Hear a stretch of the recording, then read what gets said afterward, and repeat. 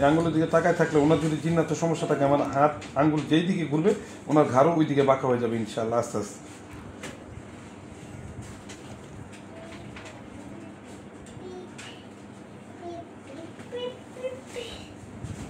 আমার ঘাড় কিন্তু বাঁকা হয়ে গেছে দেখছো, আরো বাঁকা হয়ে যাবে ইনশাআল্লাহ, পুরো ঘাড়ই বাঁকা হয়ে যাবে।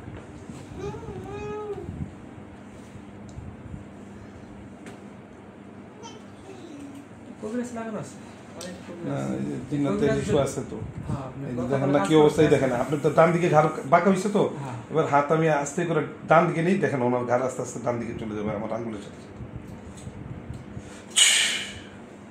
দ্রুততার সাথে যাক।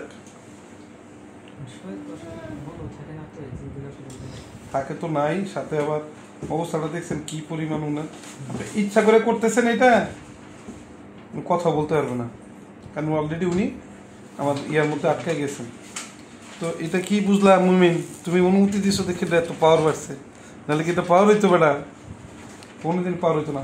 বিসমিল্লাহ আল্লাহ, আবার শুরু হবে। ইচ্ছা করে করছেন আপনি, অটোই চলে আসছে এরকম এরকম। তা আপনারা তো শুনলেন এই যে কোরআনের আয়াত কি পরিমাণ পাওয়ারফুল, যে এটা আঙ্গুলের ইশারাও নাড়াচাড়া হয় ইনশাআল্লাহ।